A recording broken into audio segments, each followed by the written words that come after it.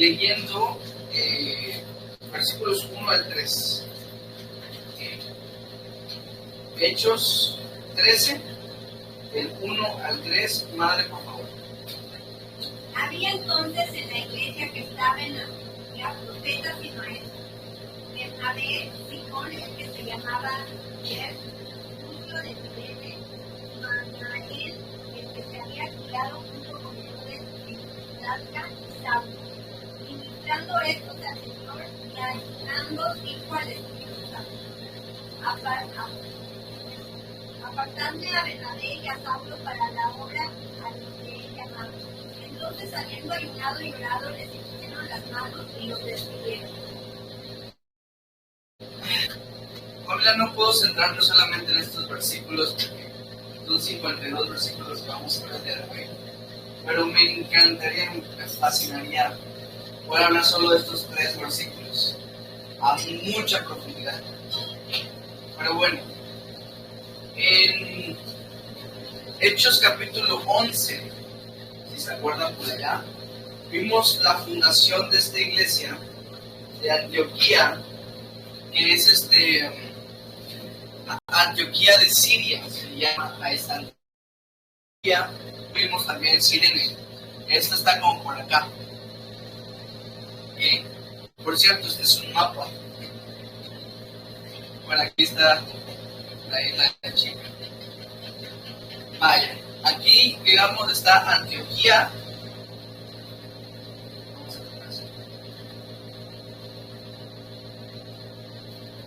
De Siria.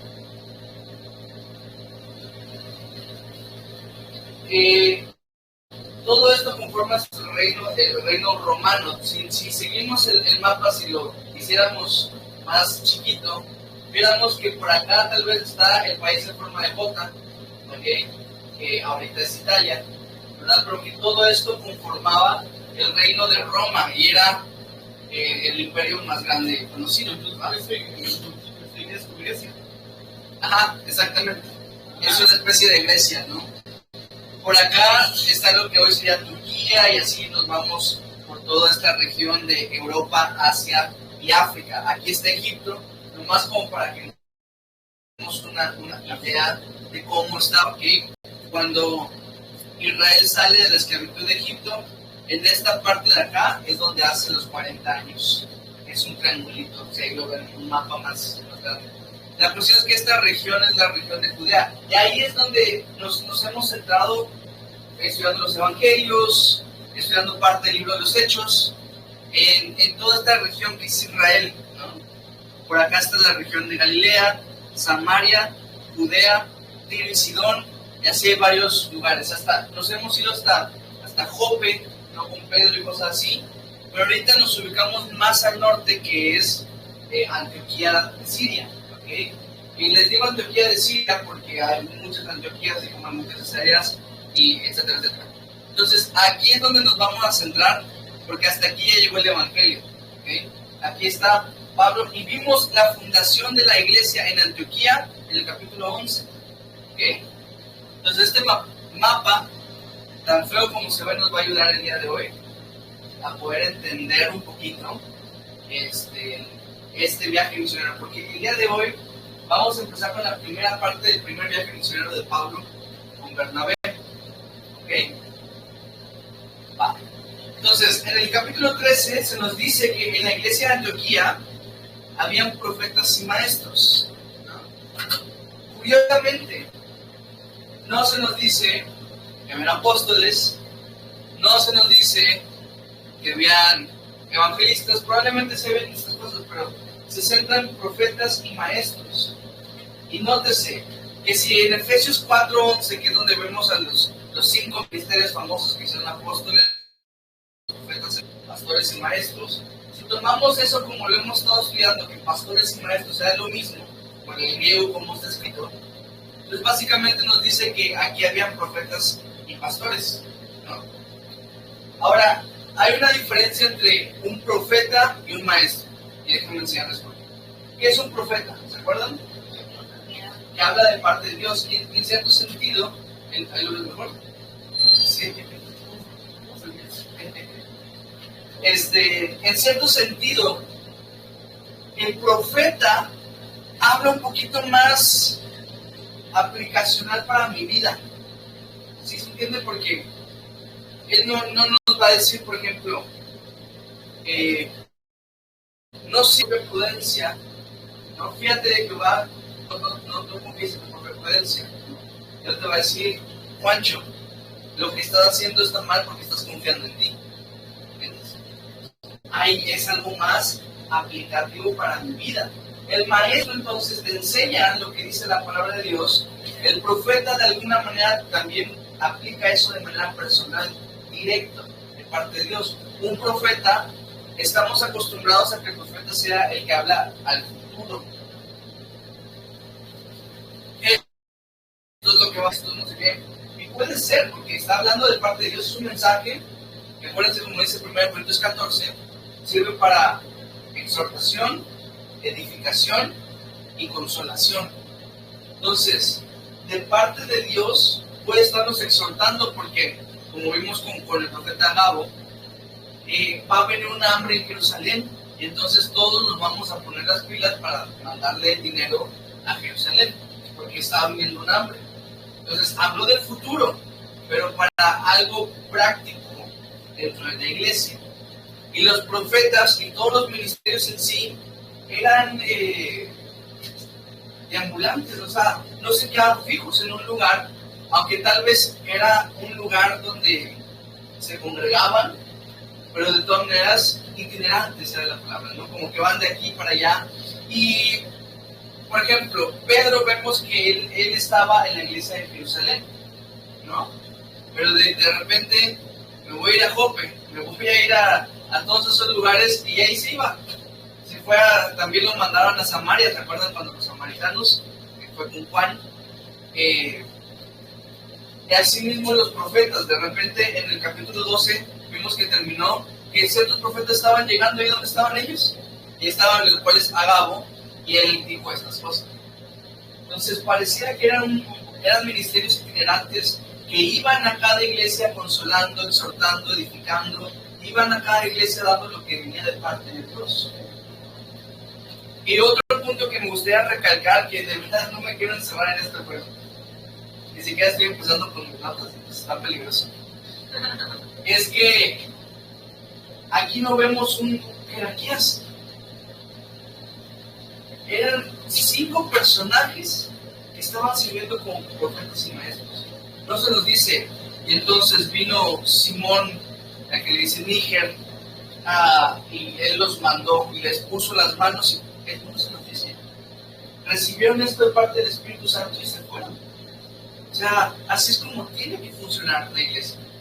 Funciones, no posiciones. ¿Okay?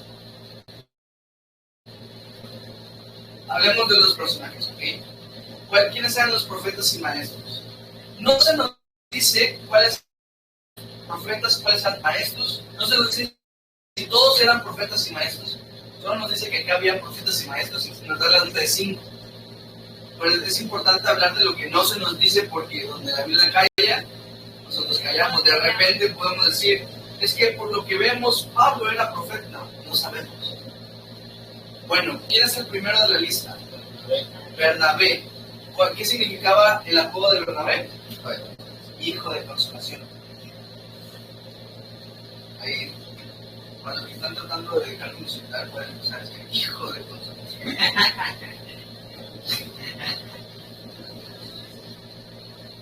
De Bernabé. Vemos, Bernabé es un personaje realmente fascinante.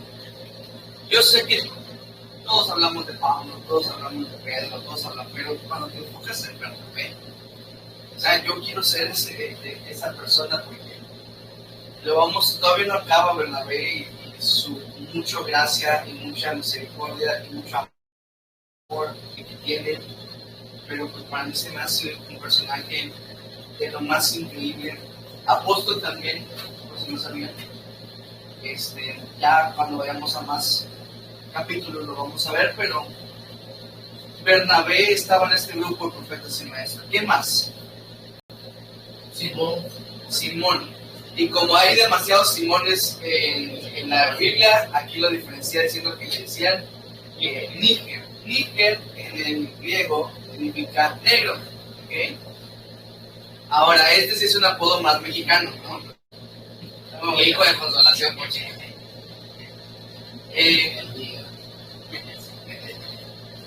Pero obviamente pudiera ser por su apariencia, ¿verdad? Probablemente a lo mejor de ascendencia africana. No estoy seguro si Nigeria ya era una nación en ese momento, ¿verdad? Pero se le llama Níger. Hay personas que creen, y eruditos pues, bastante respetados, que este era el Simón que le ayuda a Jesús a cargar la cruz. No se nos dice. Acuérdense, esto es muy importante. Donde la Biblia calla, nosotros callamos. Pero pues, sí, pues qué increíble, porque acabó este hombre tan impactado que ya sabíamos que se había convertido, pero pues llegó hasta servir a la iglesia, ¿no? Probablemente incluso es de los más importantes porque él estuvo allá. Acuérdense que ni los discípulos estuvieron allá, solo Juan estuvo ahí presente, todos los demás se fueron corriendo y viviendo. Después está Lucio de Cirene, y de este Lucio tenemos tanta cantidad de información como este versículo. No sabemos quién fue, solo sabemos que era de Cirene, se llamaba Lucio, y que era un profeta o un maestro de la congregación de Antioquía.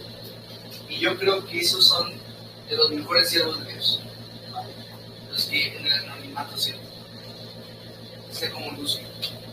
Después tenemos a Manaén.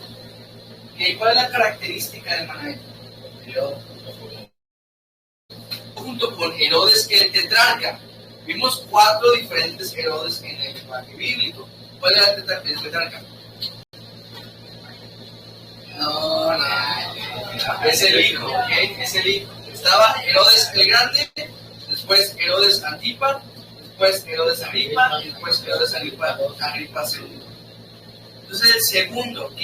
El que mandó a matar a Juan la Bautista, el que estuvo en el juicio de Jesús, y este Herodes Antipas, el segundo, o sea, el hijo de Herodes, a él se le llamó Herodes el tetrarca. Se dice que es porque gobernó una cuarta parte de lo que su papá gobernó. La verdad es que me suena más a algo más grande que eso, pero este es el Herodes, ¿ok? Y pues no era cualquier cosa, ¿me entienden? Él fue criado en la realeza, ¿me entienden? O sea, y sin embargo lo dejó todo para seguir. O sea, hace pensarnos 2 personas que fueron expuestas tal vez a lo mismo. Y de Herodes a Antipas, sabemos un montón de confrontación de Juan el Bautista, conoció a Jesús, y aún así no se convirtió. Pero de este Manaén, no sabemos si a lo mejor él estaba allá cuando Juan el Bautista confrontó a Herodes, y de repente eso fue lo que lo convenció. Y cuando vio a Jesús, tal vez, no lo sé, esa especulación, no sabemos. Cuando lleguemos a él le preguntamos. Tenemos la misma información que de Lucio de Cirene, exactamente, pero aquí se nos dice algún dato muy interesante, que es que fue criado junto con Herodes. Y cuando lleguemos a él le decimos, ¿cómo fue? ¿Cuándo? Imagínense si a cada persona en el cielo le toca compartir su testimonio. Para ratísimo, millones de millones. Hoy vamos a escuchar a nuestra hermana Inés, que vamos a hablar bien, y Pancho diría algo así como, mi vida anterior era robar en el café. Yo estaba un equipo que también robaba los.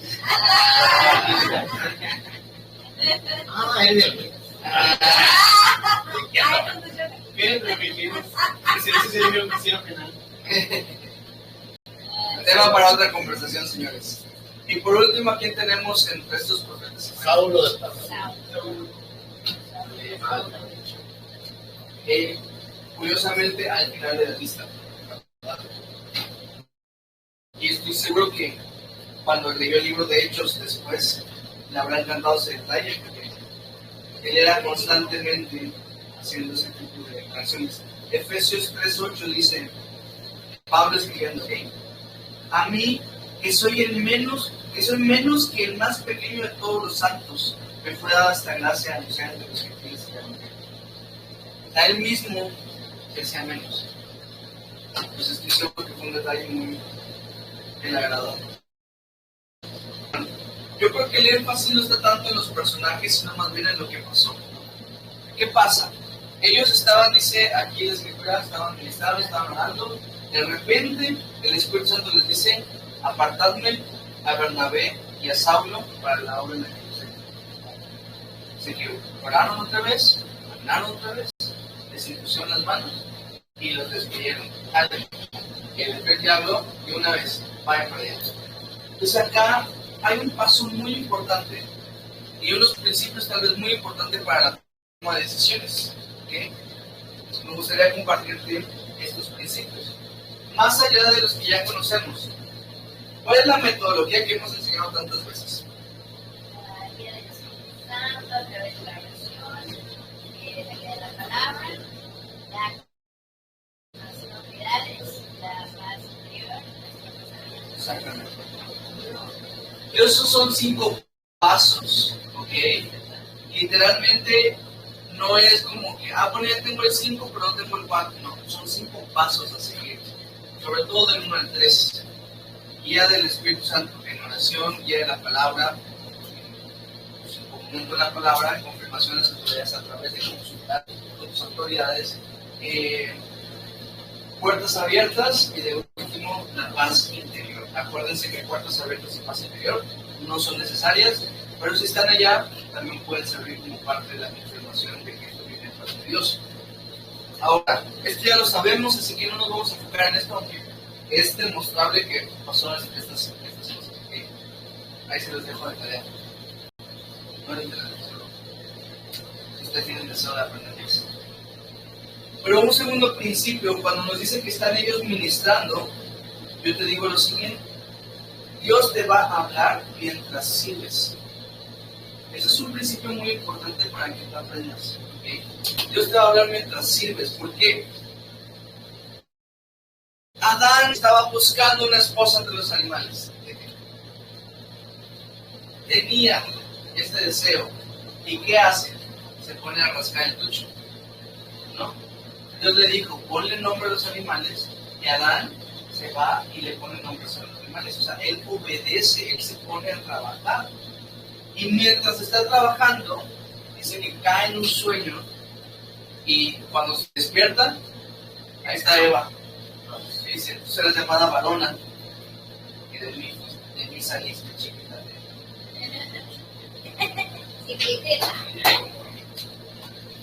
Y es un principio. Entonces aquí vemos otra vez gente que está sirviendo, y mientras está sirviendo, entonces Dios les habla. La pregunta para ti es, ¿estás sirviendo? ¿En qué estás sirviendo? ¿Cómo estás sirviendo? Estoy seguro que todos queremos que el Señor nos hable. Entre menos involucrado estás, menos vas a escuchar la voz de Dios. Número 3, como nos dice que estaban ayunando, y acuérdense que el ayuno era abstenerse de la comida para buscar la comida espiritual.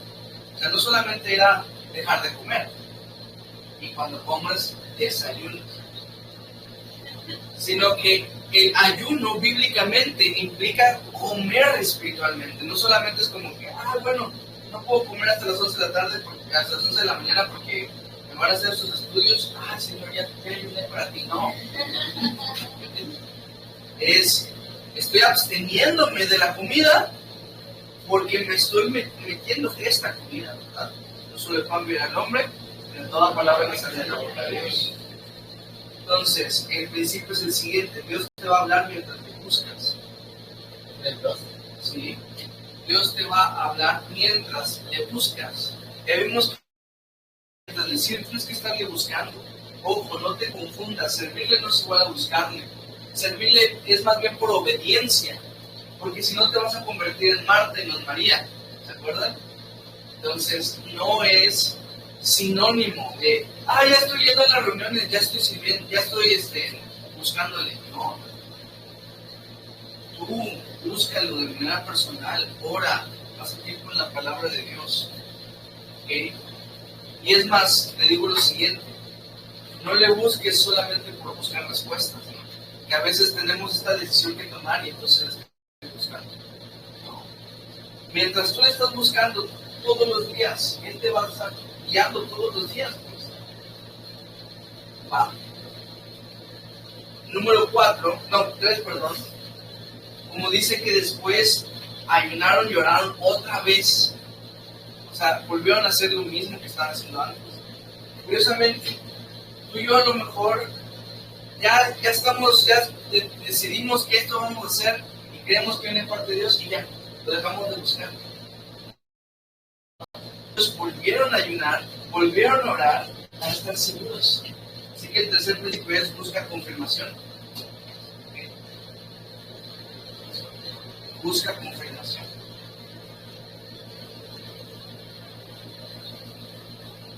Yo creo que en lo personal, a mí me ha ayudado esto a no cometer muchos errores. Que si de por sí los he cometido, imagínense cuántas veces el Señor a veces se me juzga, se me critica porque siento que soy muy farol como la lleva, ¿no? Pero digamos porque a veces yo me tardo en hacer las cosas, pero prefiero 1000 veces tardarme y no hacer algo así del margen. Pienso que ahí hay mucha sabiduría. Ahora, ¿por qué Pablo y Bernabé? ¿Por qué no Anaén? Yo creo que iba a ser más mejor recibido en los lugares, ¿no? Se quedaste con Herodes, no pasa. O ¿por qué no Simón, si estuvo en la cruz con Jesús? Imagínate la historia que hubiera contado. ¿Por qué Pablo y Bernabé? Piensa. Tan sencillo como eso. Tan sencillo como eso. Dios hace lo posible. 4 y 5, Padre, por favor. Ellos entonces, enviados por el Espíritu Santo, descendieron a Seleucia y de allí navegaron a Chipre. Y llegados a Salamina, anunciaban la palabra de Dios en las sinagogas de los judíos. Tenían también a Juan de ayudar.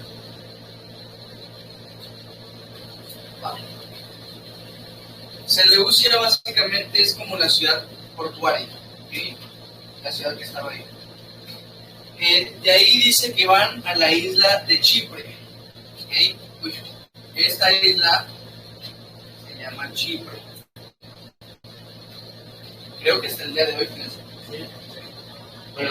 Chipre es Vaya, pero es en ese momento era este lugar, ¿no? Toda esta región, porque vamos a ver que son varias ciudades, es Chipre.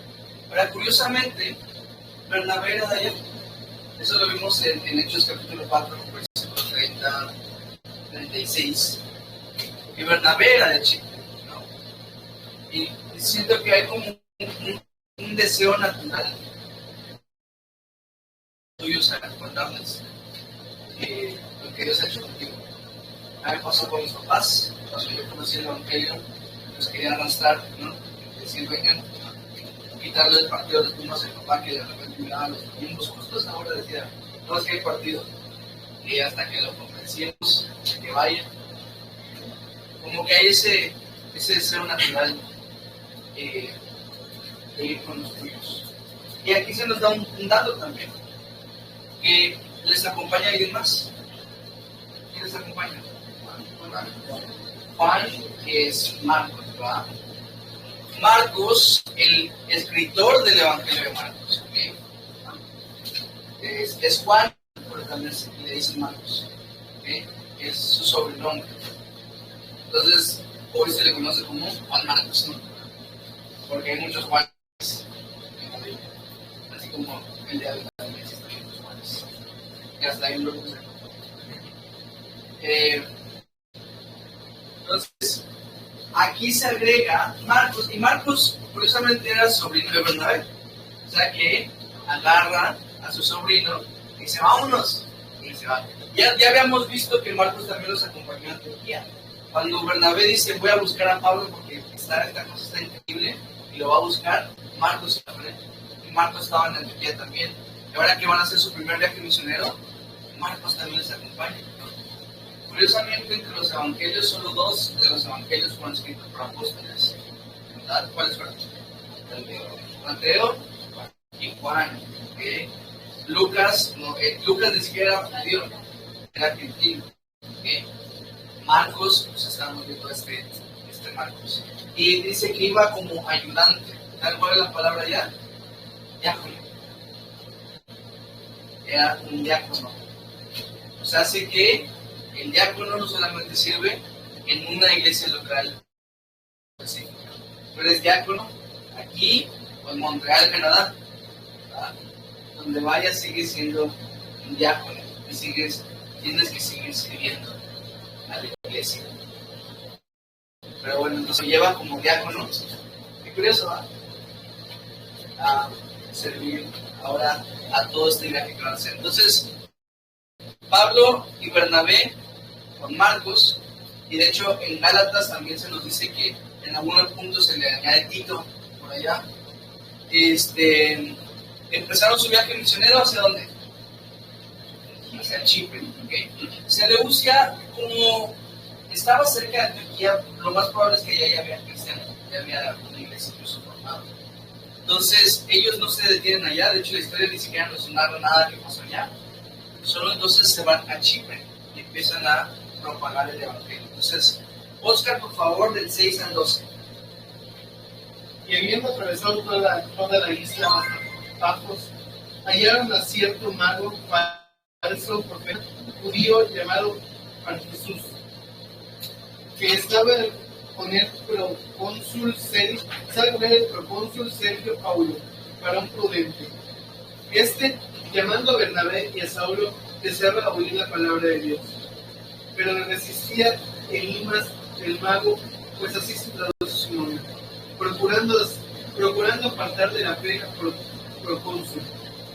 Entonces Saulo, que también es Pablo, llenó del Espíritu Santo, fijando en él los ojos, dijo: oh, lleno de todo engaño, de toda maldad, hijo del diablo, enemigo de toda justicia, ¿no cesarás de trastornar los caminos rectos del Señor? Ahora, pues, he aquí la mano del Señor está contra ti, y serás ciego, y no verás por algún tiempo. E inmediatamente cayeron sobre él oscuridad de tinieblas, y andando alrededor buscaba quien le condujese de la mano. Entonces el procónsul, viendo lo que había sucedido, creyó, maravillado de la doctrina del Señor. Qué historia, ¿va? Entonces vienen y empiezan a andar por toda la isla predicando, hasta que llegan a Pafos. En Pafos, que está como por acá, digamos,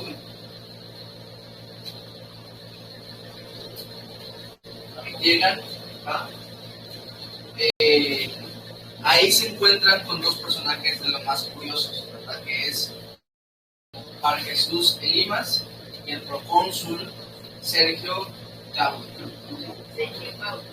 Paulo, perdón, Claudio César. Entonces estaba procónsul. ¿Qué es un procónsul? Un procónsul, digamos que el Imperio Romano tenía ciertos encargados en cada región, ¿okay?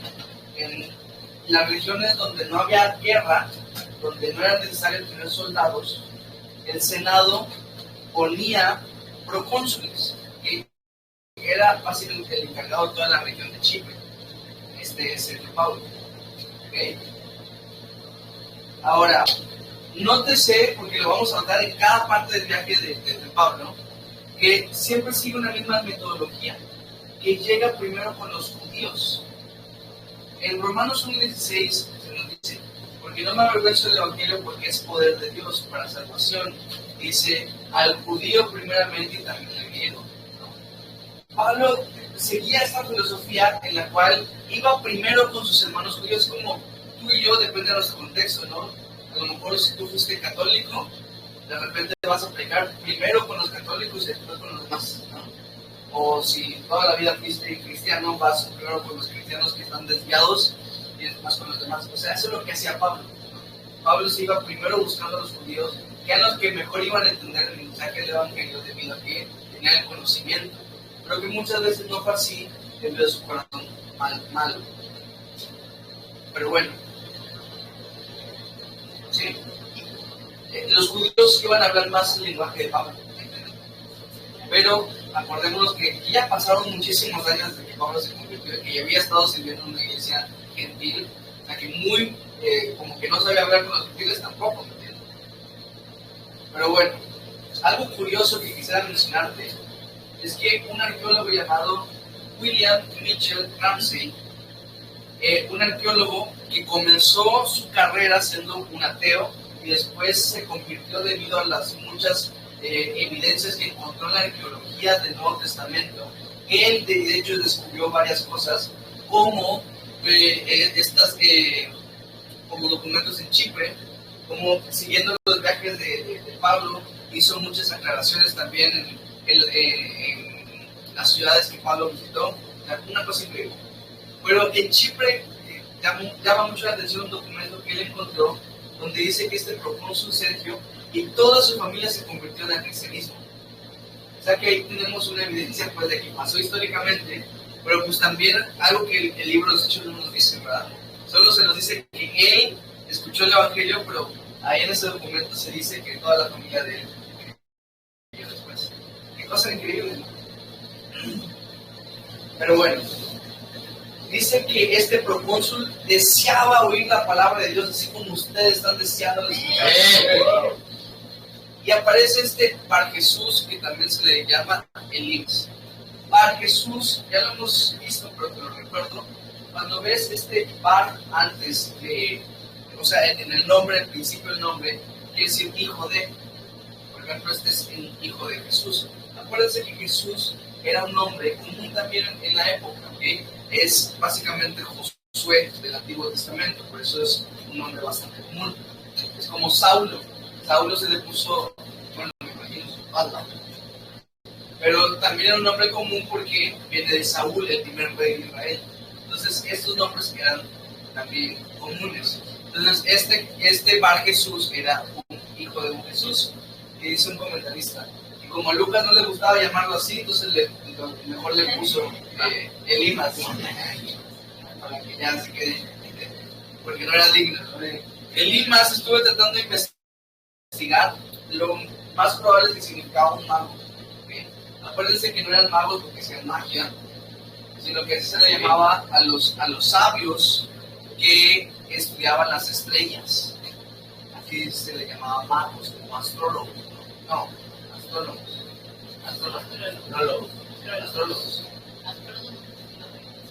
¿Sí? Es al revés. Astrólogo es los astrólogos de las estrellas. No. Creo que ese es astrólogo. Porque astrólogos son los del signo de zodiaco. Es al revés. Ahí comprende el universo hebreo. Siempre que la cuestión de la etimología no tiene mucho que ver. Entonces, pues estos, bueno, aunque en esa época probablemente también se guiaban con signos zodiacales, pero recuérdense que las constelaciones de los signos zodiacales son constelaciones reales que existen allá, ¿no? O sea, está la constelación de Piscis y no sé qué. Este era Elimas, y un falso profeta, se nos dice acá. Pero bueno, siempre vemos la oposición. Aquí está el procónsul queriendo escuchar la palabra de Dios. Y llega que pareciera era alguien cercano al procónsul, probablemente un consejero, dice yo, como un sabio. Y pues empieza la oposición con él como una especie de intento desesperado de Satanás por frenar la obra de Dios. Compárteme. ¿Qué oposición ocurrió? ¿Qué has pasado? ¿Qué has vivido?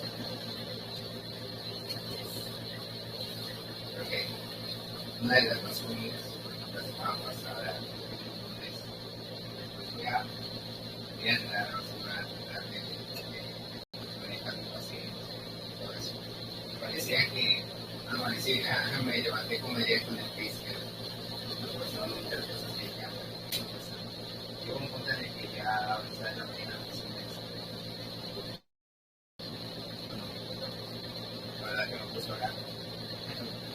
segunda parte ya como que renegué y vamos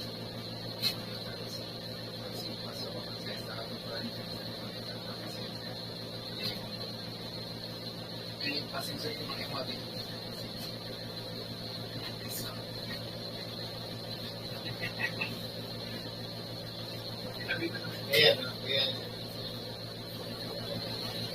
Trabajo. O sea, para mí eso es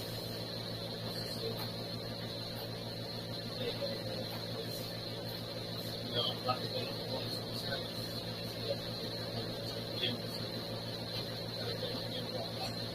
pero sí es, considero que es demasiado tiempo para una cosa.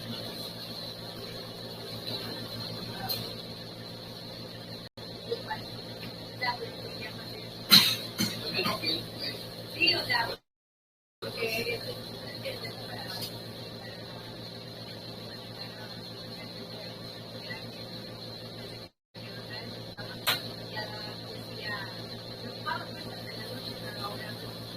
ahora necesitamos tiempo para hacer por la mañana y ahorita le vamos a igual de la Le voy a compartir uno mío que pasó el día de hoy. El día de hoy yo me desanimé para lo que pasó y estaba así desanimado pensando en la clase y todo así. Y en eso llega mi esposa y me dice, esto viene de Satanás, vas a dejar que gane la guerra. Y me cacheteó y dije yo, no voy a dejar. literal lo cacheteé. Y entonces la verdad que Dios usó a Sherry para que Satanás no gane esa guerra que estaba teniendo. ¿Quién compartimos? ¿No? Hace rato.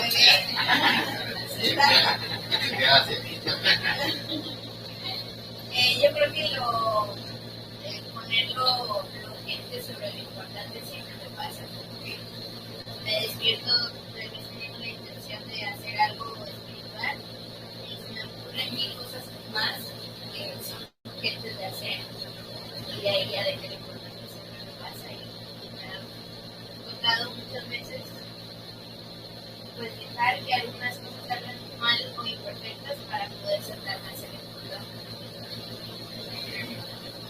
Bueno, ahorita si se nos ocurre nos comparten, ¿ok? Algo no sé, pues yo soy de discutir mucho, como que a veces algunos tenemos el mismo carácter. Ella dice que yo todo el tiempo me pegué, yo que todo el tiempo se lo de las mamás de eso. pero eso a veces es nuestro tono de voz, también nos pasa como entender.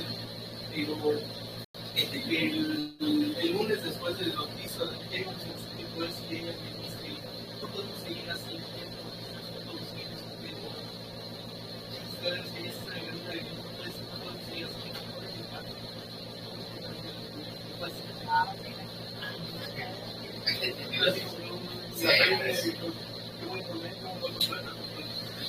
Bueno, curiosamente, aquí vemos la primera vez que mencionan a Saulo como Pablo.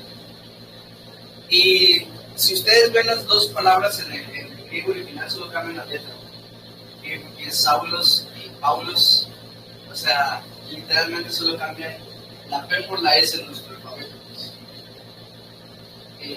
Pero bueno, aún a pesar de que solo hay un cambio de una letra, cambia muchísimo el significado. Saulo significa por el primer rey de Israel, Saúl.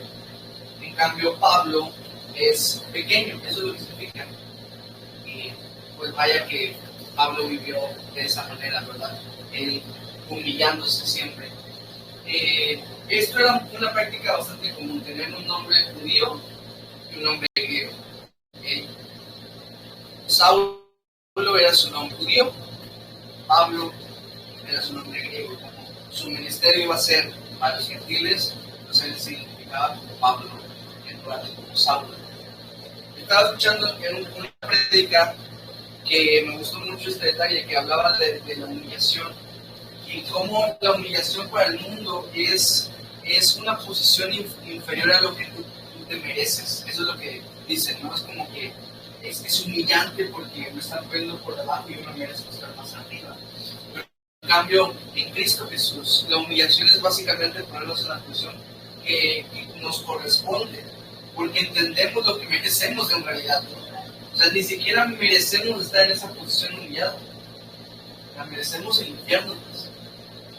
Pero estamos en la posición correcta. Y Pablo vivió de esta manera.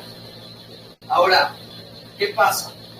Está predicando con el procónsul, de repente llega Elimas y empieza a tratar de contradecirlo, y Pablo se levanta y le dice, te vas a quedar ciego, y así como tu ceguera espiritual, así va a ser tu ceguera física, te quedas ciego. Y el padre ya le tiene que ayudar. Ahora la pregunta es, ¿fue justo esto que le pasó a Elimas o no fue justo?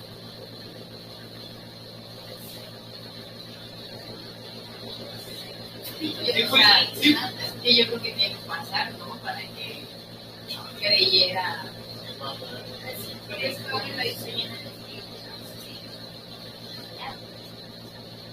Sí, pero la pregunta es, ¿fue justo o no fue justo? Sí, fue justo.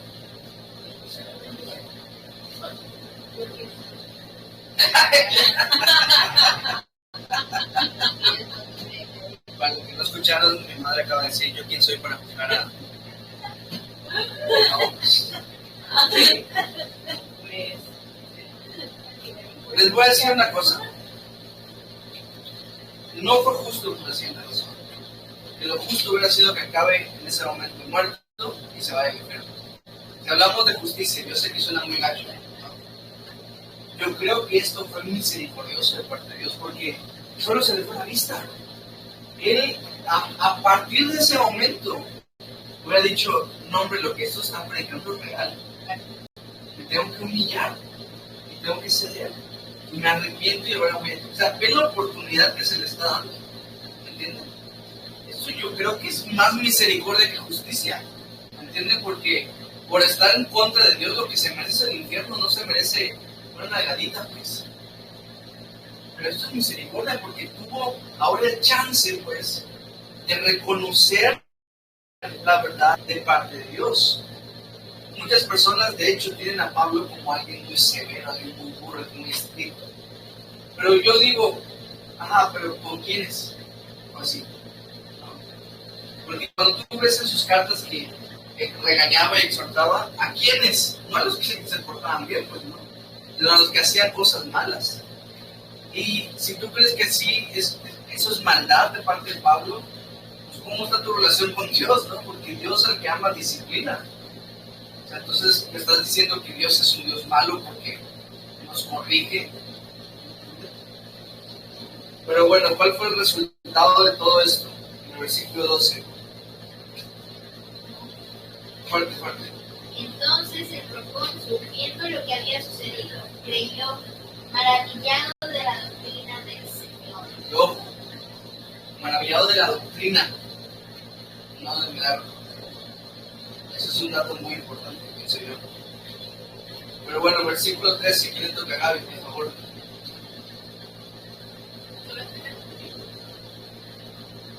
Habiendo zarpado de Pafos, Pablo y sus compañeros arribaron a Perge de Panfilia, pero Juan, apartándose de ellos, volvió a Jerusalén. Bueno, después entonces de Chipre, ¿a dónde se van?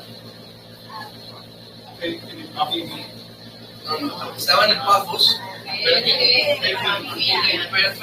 Perge, perdón, de Panfilia. Panfilia básicamente es una región así, ¿ok?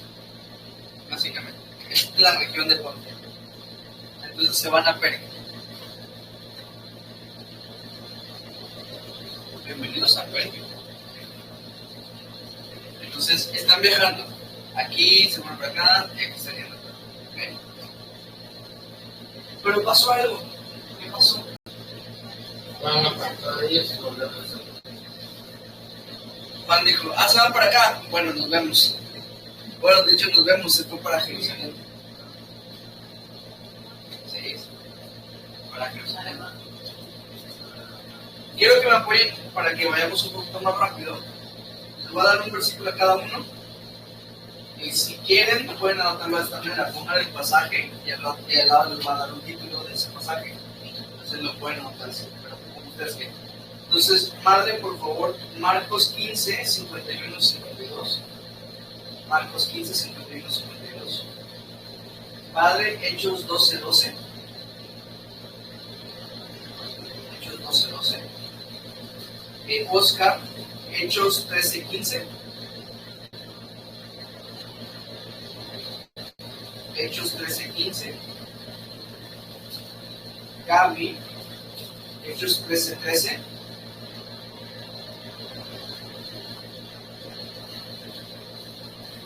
El anterior.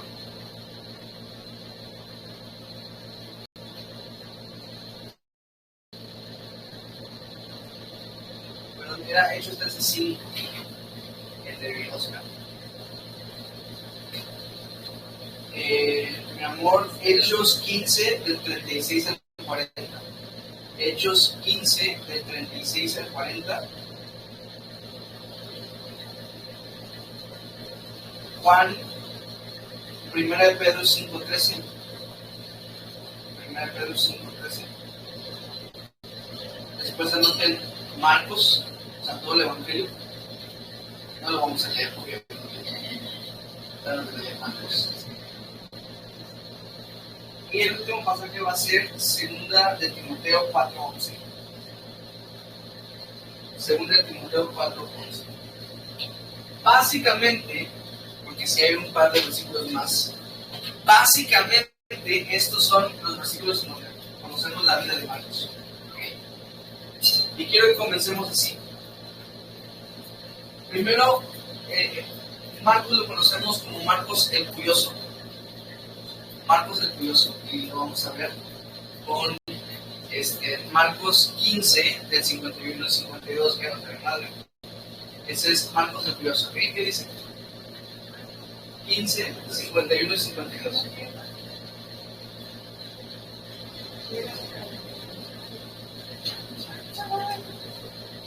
Entonces era 14. Sí, eso es 51 y 52. Siempre me confundo con ese pasaje. Pero cierto joven le seguía, cubierto el cuerpo con una sábana, y le prendieron, hasta él dejando la sábana. ¿Se acuerdan cuando estudiamos el Evangelio de Marcos? Dijimos que este pasaje no tiene nada de sentido. Justo había emprendido a Jesús y de repente Marcos escribe, cierto joven pasaba por allá y quedaba con una sábana. Cuando vio lo que estaba pasando, se fue corriendo y le agarraron la sábana y se fue desnudo. Y muchos creen que esta es la firma de Marcos. O sea, está diciendo, yo estuve allá también. Fui testigo, ¿no? Yo estuve ahí, corrí desnudo. O sea, entonces por eso le llamamos Marcos el Curioso. Primero lo vimos así, hay que estuvo allá.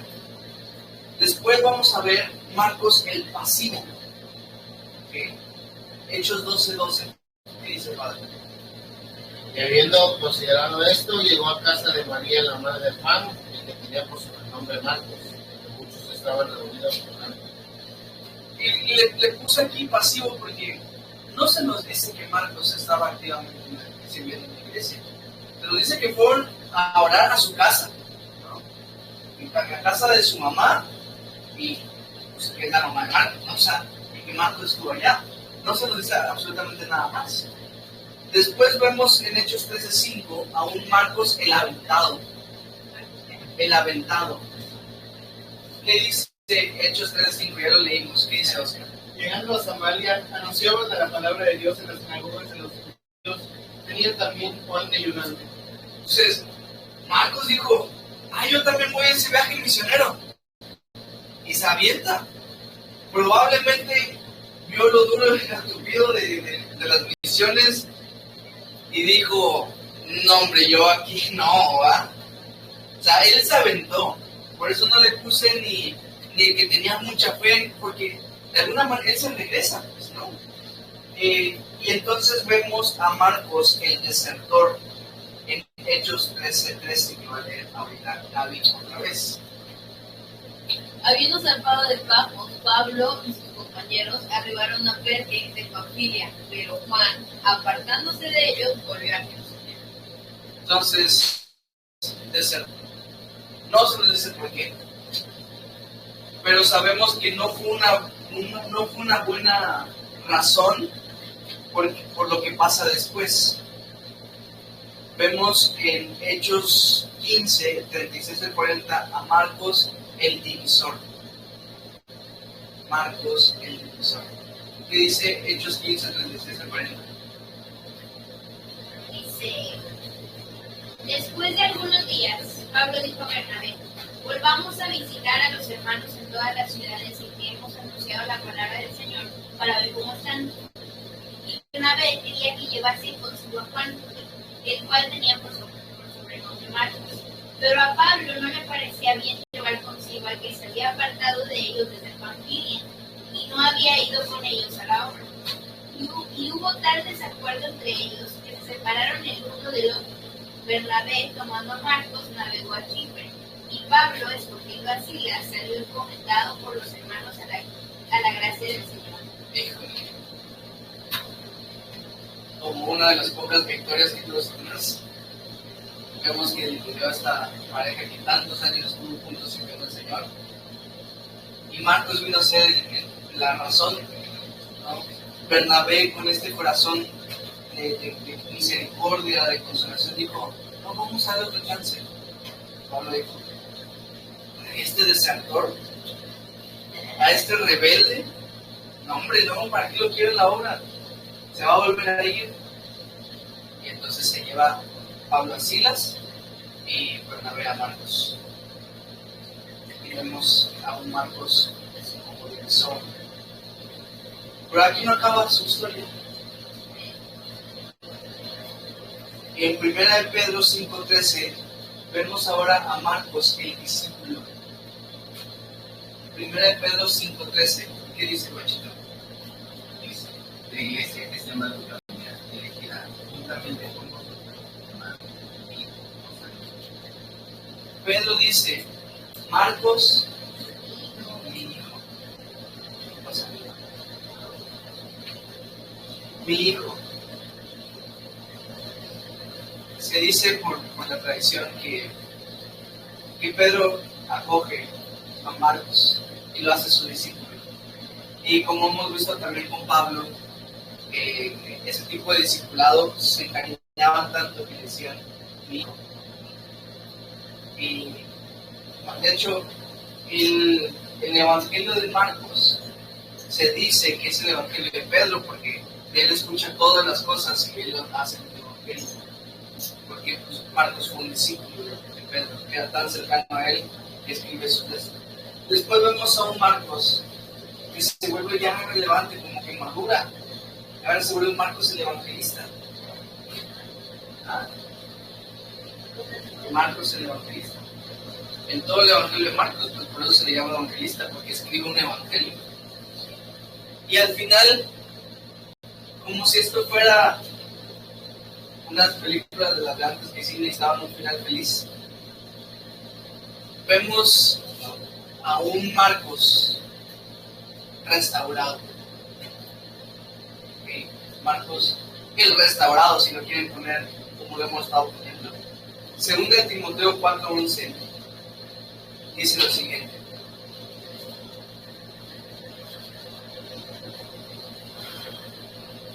solo Lucas está conmigo.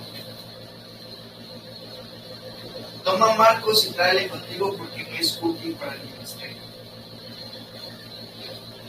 ¿Se acuerdan que Pablo fue el que dijo, yo porque quiero a Marcos? Él sabía ahí que él se fue.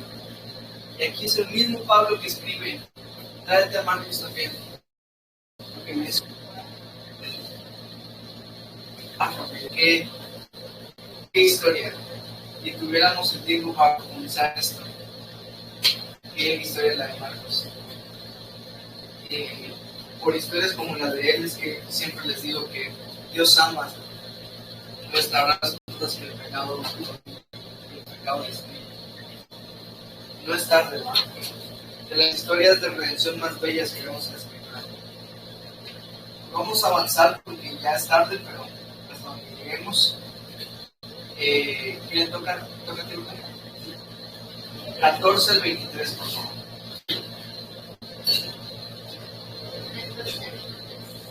Dice, ellos pasando de Perge llegaron a Antioquía de Pisidia y entraron en la sinagoga un día de reposo y se sentaron. Después de la lectura de la ley y de los profetas, los principales de la sinagoga mandaron a decir: varones hermanos, si tenéis alguna palabra de exhortación para el pueblo, hablad. Entonces Pablo, levantándose, hizo señal de silencio con la mano, dijo: varones israelitas, y los que teméis a Dios, oíd. El Dios de este pueblo de Israel escogió a mis padres y enalteció al pueblo, siendo ellos extranjeros en tierra de Egipto, y con brazos levantados los sacó de ella. Y por un tiempo como de 40 años los soportó en el desierto. Y habiendo destruido 7 naciones en la tierra de Canaán, les dio en herencia su territorio. Después, como por 450 años, les dio jueces hasta el profeta Samuel. Luego pidieron rey, y Dios les dio a Saulo, hijo de Cis, varón de la tribu de Benjamín, por 40 años. Quitado este, le levantó por rey a David, de quien dio también testimonio diciendo: he hallado a David, hijo de Isaí, varón conforme a mi corazón, y hará todo lo que yo quiero. De la descendencia de este, y conforme a la promesa, Dios levantó a Jesús por Salvador a Israel. El 24, ¿verdad? Sí. Antes de su venida, predicó Juan el bautismo de arrepentimiento a todo el pueblo de Israel.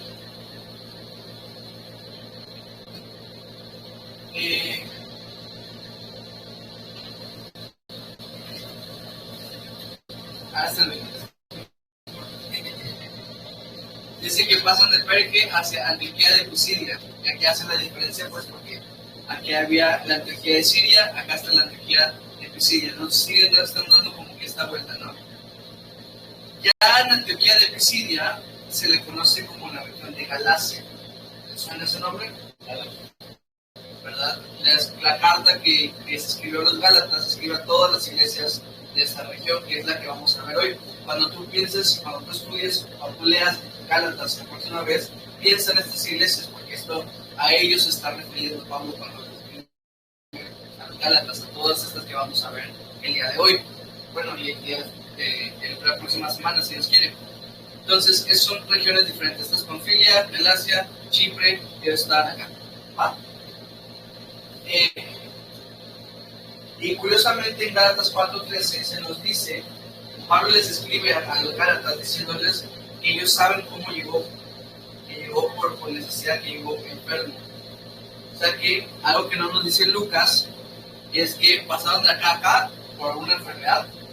Se dice, dicen los más estudiosos, que Antioquía de Pisidia estaba en una región más montañosa y que dependiendo de la enfermedad, pero probablemente fue una enfermedad donde ellos dedujeron que el clima de las montañas iba a ser más favorable a Pablo por su condición que estar allá donde ellos estaban cerca del mar. Pero bueno, eso pasó. Pero nótese la misma metodología, ¿verdad? Llega a Antioquía de Pisidia, ¿qué hace Pablo? Va con los judíos, va a la sinagoga. Y en la sinagoga, ¿cómo era la costumbre de una sinagoga judía? Hacían reuniones participativas. De hecho, eso es un argumento muy poderoso por lo cual tú y yo hacemos reuniones participativas también. Como los primeros creyentes eran judíos, o sea, normal, ya yo pienso que es nada natural que pasaron lo que aprendieron acá, pero ahora el cristianismo. Sí tenían ciertas costumbres, pues leían, oraban, pero después se hacía la pregunta, ¿alguien tiene algo para compartirnos? Y es en ese momento donde Pablo levanta la mano y comparte. De hecho, tantas veces se nos va a decir que Pablo fue a las sinagogas a compartir, que si fueran reuniones como hoy en día hacen las iglesias, no tendría sentido que Pablo hubiera compartido en esas sinagogas, ¿no? Pero porque hay momentos en los que pueden compartir todos, Pablo toma la palabra y compartía el evangelio. Y aquí vemos ahora sí la primera predicación de Pablo. Pero notan cómo cada predicación que vemos del Evangelio pasa por una especie de repaso de la historia de Israel. ¿Por qué creen que pasa esto?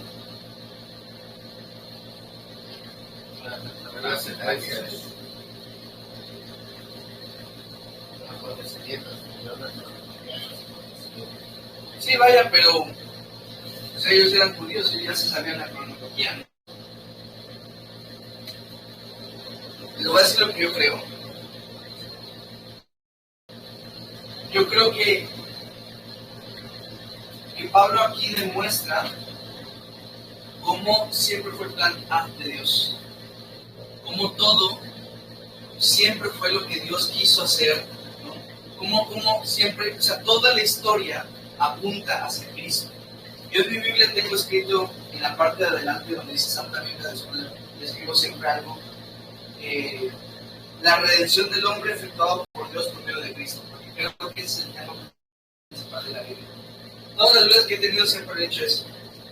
Creo que el tema principal es la redención del hombre efectuada por Dios por medio de Cristo. Desde Génesis hasta Apocalipsis vemos a un Dios interesado. Génesis, cuando castiga a Adán, a Eva y a la serpiente, ¿no?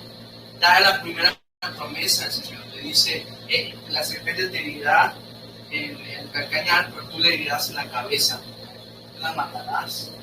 Y ahí se nos da la primera profecía en toda la escritura de que Satanás iba a de alguna manera dañar a Cristo, pero que Cristo iba a vencer.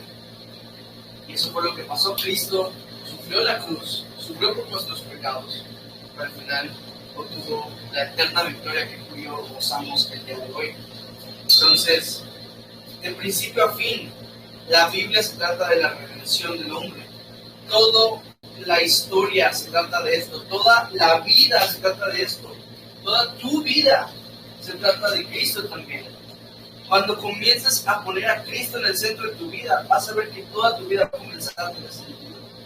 Todo va a tener un propósito más grande que tú, porque es Cristo el centro. Yo creo que por eso siempre hacen esto, que empiezan a hablar desde acá, va a ver cómo todo apunta hacia Cristo, va a ver cómo todo siempre va a llevar a Cristo Jesús. 24:31, Juanchito, por favor. Dice, antes de su venida predicó Juan el bautismo de arrepentimiento a todo el pueblo de Israel, mas cuando Juan terminaba su carrera dijo, ¿quién pensáis que soy? No soy yo él, mas he aquí viene detrás de mí uno de quien no soy digno de desatar el calzado de sus pies. Varones hermanos, hijos del linaje de Abraham, los que entre vosotros tenéis a Dios, a vosotros es enviada la palabra de esta salvación, porque los habitantes de Jerusalén y los gobernantes no conocieron a Jesús, y las palabras de los profetas que se leen todos los días de reposo las cumplieron en condenarle, y sin hallar en él causa digna de muerte, le iban a Pilato que se le matase. Y habiendo cumplido todas las cosas que de él estaban escritas, quitándole el madero, lo puso en sepulcro, mas Dios le levantó de los muertos.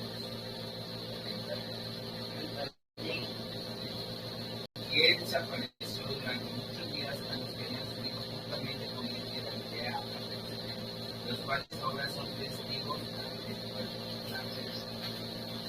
No sé si lo has notado, pero tu Biblia tiene referencias en la parte de abajo. ¿Noten cuántas referencias hay? Un montón. Porque Pablo en esta predicación está citando y citando y citando y citando y citando la Biblia. ¿Me entienden? O sea, está demostrando que sabe de lo que habla, está mostrando argumentos de lo que está diciendo es verdad, y a ellos no les llegó a quedar duda, ¿no? Con tantas referencias, con tantas citas, quiero decir, pues tiene razón, es imposible que tantas citas estén equivocadas, ¿no? Pero bueno, no pasa así.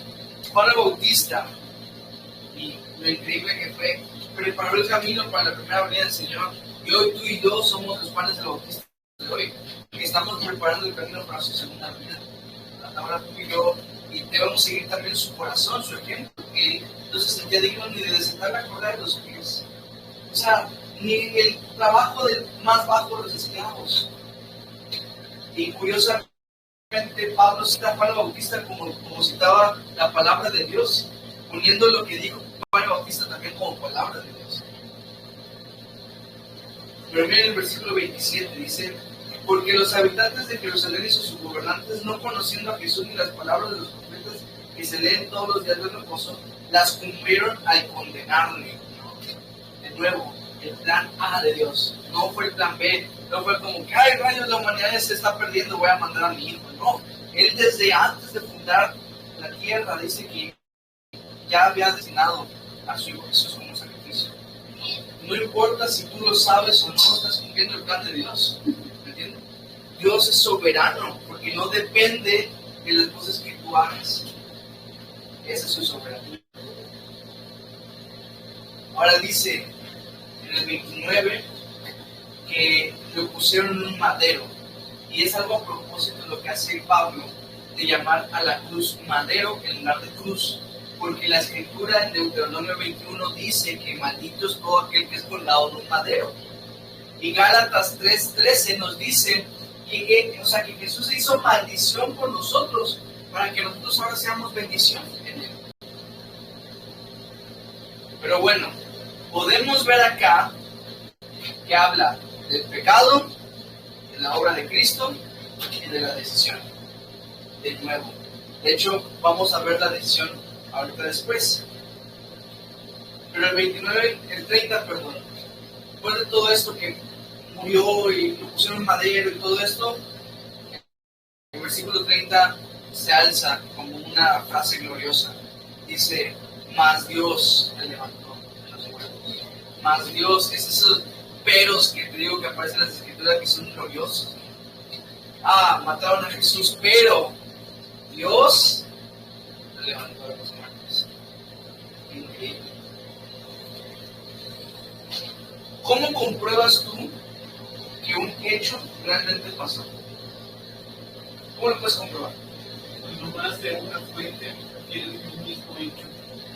Y a eso le podemos decir testigos, ¿no? Cuando hay varios testigos, ¿no? Y como tú dices, refieren al mismo hecho. Ahora, precisamente en la antigüedad, imagínense que no había celulares, que no había videos, que no había todo esto.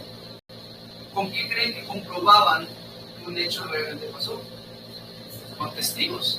Y antes de que, porque hay muchos ateos y pues anti-Biblia que dicen es que todos los testigos de Jesús son referencias bíblicas, son referencias cristianas, y no es cierto.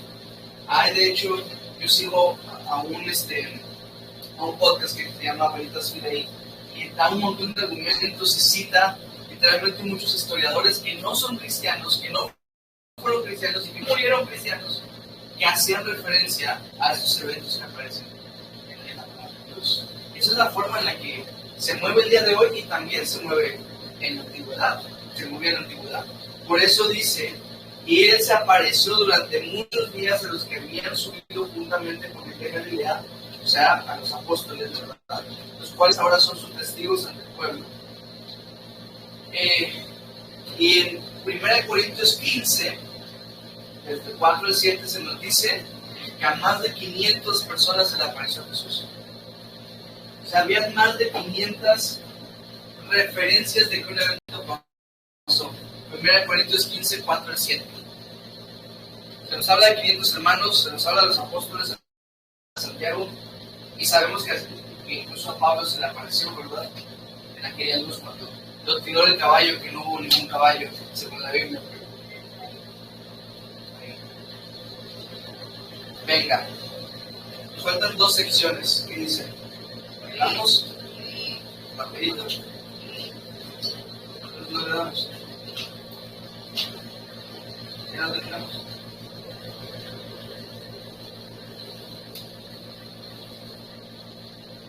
Venga, pues.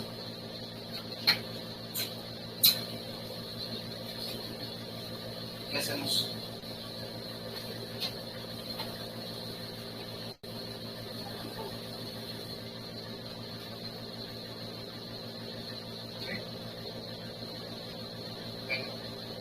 ¿Quién sigue? Pancho. Yo digo que sigue. Antes de eso. 32 al 41. al 41.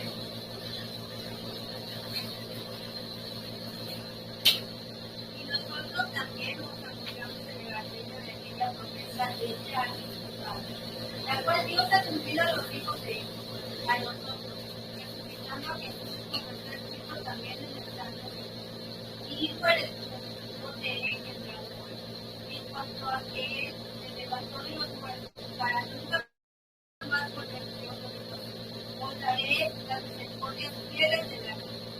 Por eso dice también en otros salmos, no permitas que tu santo vea confusión, porque a la verdad David, habiendo seguido su propia generación según la voluntad de Dios, sufrió y fue reunido con sus padres en confusión. Mas aquel a quien Dios levantó no vio confusión. Sabed pues de estos valores, hermanos, que por medio de él se os anuncia perdón de pecados, y que de todo aquello de que por la ley de Moisés no pudisteis ser justificados, en él es justificado todo aquel que cree. Mirad pues que no venga sobre vosotros lo que está dicho en los profetas. Mirad, oh menospreciadores, que asombraos y desapareced.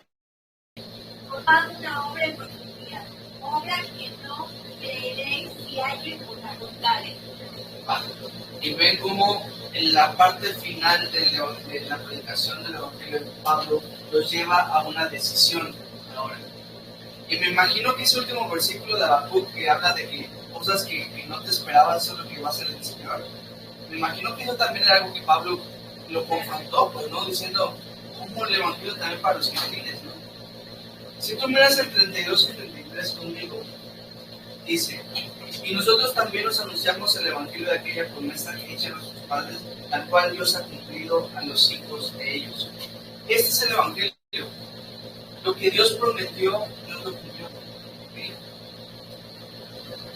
A diferencia de muchos políticos, ¿no? Que prometen cosas y no las cumplen y luego nos dicen que van a hacer cosas y no las hacen. Dios, sin embargo, lo vimos, Génesis 3:15, prometió, o sea, todas las cosas se fueron al caos, a la destrucción, al pecado, pero él ahí prometió algo que no se iba a negarse. Isaías 53:6 dice que todos nosotros nos descarriamos como ovejas, y cada cual se apartó por su camino, mas Jehová cargó en él, en Cristo, el pecado de todos nosotros. O sea, ese es el problema, pues que tú y yo la regamos, tú y yo nos echamos un clavado directamente al pecado, la destruimos por nuestra culpa y merecemos el infierno.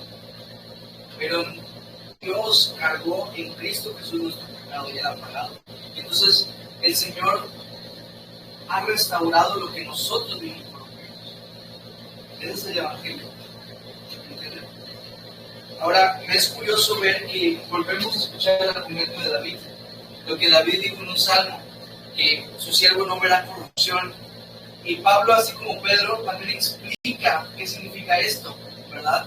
Que, bueno, no puede estar hablando David sobre él mismo, porque pues, David murió y sí vio corrupción, ¿no? Su cuerpo se corrompió. Entonces, tiene que estar hablando de alguien más. ¿Y de quién? De Cristo, porque resucitó de los muertos. Entonces, volvemos a ver esto que es, pues, importante, pues, para que el judío entienda, tal vez, como tiene muy presente ese versículo. Entonces, argumentos no hizo falta. ¿Saben qué es lo que hizo falta? Humildad y fe. Humildad y fe. Y curiosamente, la humildad y la fe son dos cosas que van de la mano siempre. Siempre, siempre. Porque si tienes fe, debes tener humildad. Si tienes humildad, pues te va a llevar a tener fe. Es así como funciona. No puedes tener fe y ser soberbio. No puedes tener fe en Dios y ser orgulloso con Dios, porque Dios se resiste a los soberbios. Ya no tiene sentido. Si yo creo en Dios, me voy a humillar delante de Él. Versículo 39. Y yo quiero que este versículo lo enmarques para tu amigo legalista. Dice, y que de todo aquello de que por la ley de Moisés no pudiste ser justificados, En Él es justificado todo aquel que cree. O sea, todo lo que intentaste hacer con Moisés, pero no pudiste, en Cristo lo puedes. Ya eres justificado. Esto es increíble. Hay una parte en la canción Glorioso Intercambio que dice: su perfecta vida de obediencia al Padre, al yo creer, Él me amó. Y eso es lo que significa la justificación. Que literalmente ese es el glorioso intercambio del que habla, ¿no? Que Él nos dio su vida perfecta y nosotros nos dimos nuestra condenación. Eso es más que glorioso, es injusto. Pero fue glorioso, pues, porque ahora ya no hay condenación para nosotros. Pero te digo que se lo des a tu amigo legalista porque habla de lo imposible que es cumplir la ley. O sea, la ley no fue puesta para que tú seas perfecto, porque como somos imperfectos no lo íbamos a poder lograr, pero por eso vino Cristo. Entonces, hay hermanos que suelen tratar la gracia como si fuera ley y se culpan porque no he hecho mi devocional, o señalan a otros porque no, él no comparte las reuniones, ¿entienden? Y de repente este tiempo de gracia en el cual estamos viviendo se vuelve un tiempo de ley y ahora estamos condenando y condenándonos cuando hay gracia. No puedes tú cumplir la ley, olvídate, no se puede. Lo que puedes hacer es estar en la gracia. Y sabiendo que en la gracia de Dios es donde estamos completos, donde ya no hay más pecado, donde ya no hay más fallas y errores, porque quisiera yo volver a la ley, no tiene sentido en absoluto. ¿Verdad? Pablo después le dice a Timoteo, ¿se acuerdan? Esfuérzate en la gracia que es en Cristo Jesús. Mejor esforcémonos allá.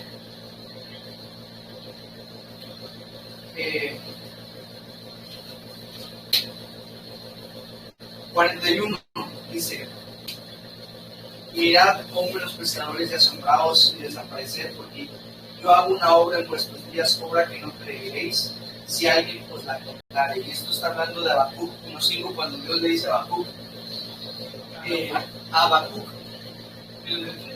sí.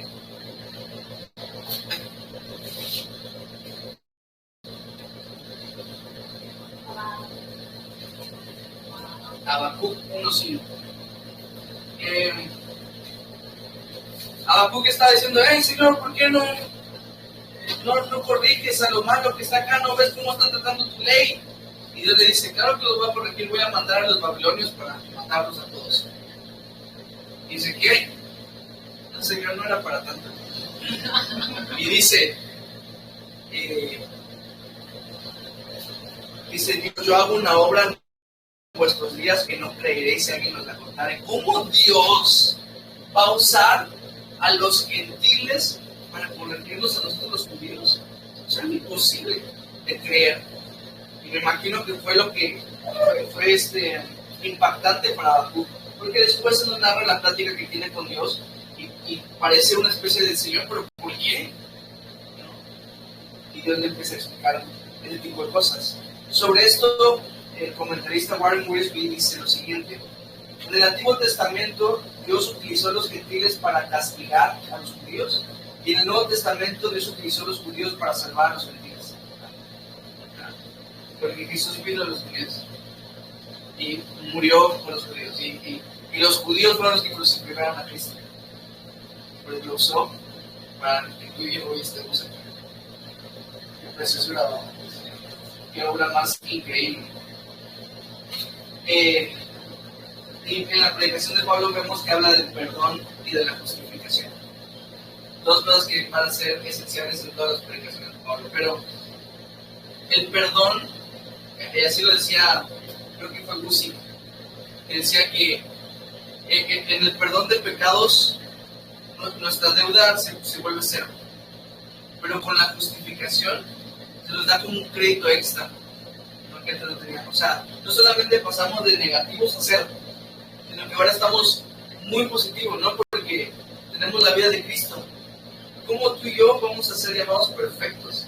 ¿Y cómo tú y yo vamos a ser llamados fieles, santos? Pero así nos ve ahora el Señor, gracias a Cristo. 42 al 52, ya para terminar. Oscar, por favor. Cuando salieron ellos de la sinagoga de los judíos, los gentiles me rogaron que el siguiente día de reposo les hablasen de estas cosas. Y despedida la congregación, muchos de los judíos y de los prosélitos piadosos siguieron a Pablo y a Bernabé, quienes hablándoles le persuadían a que perseverasen en la gracia de Dios. El siguiente día de reposo se juntó casi toda la ciudad para oír la palabra de Dios. Pero viendo los judíos la muchedumbre, se llenaron de celos y debatían lo que Pablo decía, contradiciendo y blasfemando. Entonces Pablo y Bernabé, hablando con denuedo, dijeron: a vosotros a la verdad era necesario que se os hablase primero la palabra de Dios. Mas puesto que la desecháis y no os juzgáis dignos de la vida eterna, nos volvemos a los gentiles. Porque así nos ha mandado diciendo: he puesto para luz de los gentiles a fin de que seas para salvación hasta lo último de la tierra. Los gentiles, oyendo esto, se regocijaban y glorificaban la palabra del Señor. Y creyeron todos los que estaban ordenados para la vida eterna. Y la palabra del Señor se difundió por toda aquella provincia.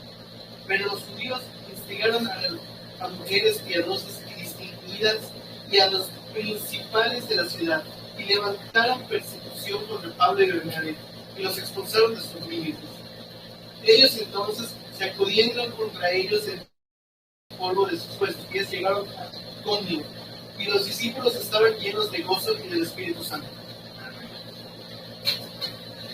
Realmente espero que la próxima vez que tú leas Gálatas, estas historias se te vengan a la mente, porque te ayuda a entender mucho cómo los judíos llenos de celos expulsan a Pablo y Bernabé, pero los creyentes de Antioquía de Pisidia forman una iglesia, ¿no? Ahora, si a pesar de que expulsaron a Pablo y Bernabé, la iglesia siguió firme, ¿cuál creen que sería el siguiente paso para ellos?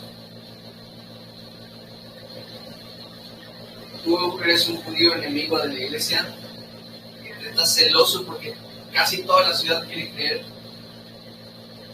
¿Cuál sería tu estrategia siguiente? Perseguirlos puede ser por no tener tanto poder. Eso va a pasar. Levantar falsos. Manchar su imagen, hacerlos parecer lo que dicen no es verdad, pero no para verdad. Más o menos va por allá lo que hicieron. Te iba a decir que sí hubo persecución, pero después por los romanos y los diferentes César alrededor del mundo conocido. ¿Ibas a decir algo, Pacha?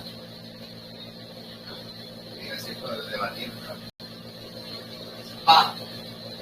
Lo que hacen después, la astucia de Satanás, es que se infiltran en la iglesia y empiezan a cambiar la gracia por la ley y tratan de regresarlos a la ley.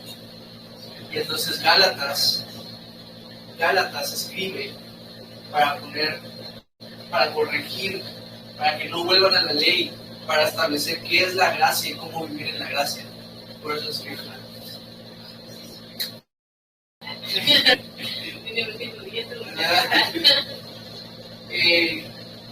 Y dice que cuando termina la predicación, los gentiles le ruegan que les prediquen la palabra, así como ustedes, ¿verdad? Pero después dice que les dijeron, les instaron a que perseverasen en la gracia. O sea, la gracia no es solamente para empezar, porque tuvimos gracia por perdón del pecado, sino que la gracia es en lo que continuamos hasta el final. La gracia es en lo que tenemos que perseverar. La gracia de Dios es todo para nosotros. Por eso todo Gálatas trata de la gracia de Dios. Si quieres entender la gracia, estudia Gálatas. Estudia Romanos. Pero ahorita como estamos hablando de Gálatas, estudia Gálatas. Y dice que toda la ciudad se puso ahí para oír la palabra de Dios, así como ustedes. Toda la ciudad, imagínate, ¿no? Pero yo creo que la clave en todo este ministerio está en la palabra de Dios. Te lo voy a demostrar. Versículo 44 dice que se juntó toda la ciudad a escuchar la palabra de Dios. Literalmente dice la palabra de Dios. Versículo 46 dice que Pablo y Bernabé les hablaron la palabra de Dios. El 48 dice que se regocijaban y daban gloria a Dios por la palabra de Dios. En el 49 dice que lo que se empezó a difundir fue la palabra de Dios, del Señor. O sea, el énfasis está allá. Y ojo, en Antioquía de Pisidia ni siquiera hubo milagros, no hubo nada sobrenatural. Hubo predicación de la palabra de Dios y toda la ciudad estaba convirtiendo. Yo creo que ese también es el proceso del creyente. Primero, un corazón correcto. Después, una predicación. La respuesta a esa predicación va a ser ese gozo, esa energía, esa emoción por querer más. Y también en compartir con otros. Entonces, vemos exactamente el mismo proceso con los Gálatas de Antioquía de Pisidia. Y ojo, la oposición en esta ocasión vino de los judíos y como que tuviésemos la tentación de llamarlos fariseos, ¿no? Pero no eran fariseos, eran judíos normales. ¿Va? ¿Y por qué pasó esto? Porque ellos no tenían el corazón correcto. Dice que tenían celos. Imagínense qué tantos celos que los llevó a blasfemar. No tiene sentido, ¿no? Yo quiero que ellos regresen a la ley, al antiguo pacto. Pero el antiguo pacto de Dios, ¿no? ¿Y por qué voy a blasfemar en contra de Dios? Pero son los celos que los llevó a blasfemar incluso, ¿no? Ten cuidado porque el legalismo te va a llevar a blasfemar contra Dios. O sea, no puedes predicar un evangelio de gracia desde un punto legalista. No hay gracia. Dice Pablo, o es por obras o es por gracia. No se puede ir las dos. Porque si hay obras, entonces la gracia ya no es gracia. Pero si hay gracia, entonces las obras ya no son obras. Porque no puedes predicar un evangelio en el cual tenga que ver con tu esfuerzo, o un evangelio en el cual todo es un regalo de parte de Dios. Es la diferencia entre un regalo y una recompensa. Pero la Biblia dice que la salvación es un regalo de parte del Señor. Y lo último es que los lleva a expulsarlos a Pablo y Bernabé. ¿Y qué hacen ellos? Se sacudan el polvo de los pies, haciendo referencia a lo que Jesús mismo dijo, ¿verdad? Lo estudiamos en Marcos 6, cuando los mandó a predicar, les dijo: si alguna ciudad les rechaza, sacúdense el polvo de los pies. Y ese es sinónimo de lo que del juicio que va a recibir esa ciudad por haberlo hecho todo. Y ese que efectivamente siguen a la siguiente. Y eso fue lo que hicieron. Se fueron ahora a Iconio, otra ciudad en Galacia. Pero eso es exactamente lo que están haciendo, siguiendo predicando el evangelio. En la próxima semana vamos a ver todas las chocoaventuras del pueblo de Bernabé con el Iconio ahora. Pero, ¿qué pasa con los creyentes del Efesios? Digo, se quedan todos tristes y diciendo: oh no, Pablo y Bernabé se fueron, ¿ahora qué haremos? Dice el versículo 52, y los discípulos estaban llenos de gozo y del Espíritu Santo. A lo mejor se pusieron tristes porque se escuchaban a Pablo y Bernabé, pero es que el gozo era tanto el mensaje que habían escuchado que no les dio tiempo de entristecerse.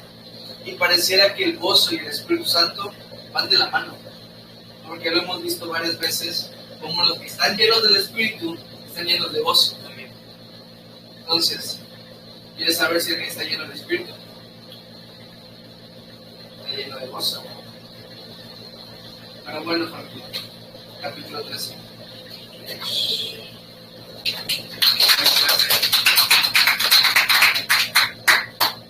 estuvo largo, perdón. No pasa nada. Y eso es lo que no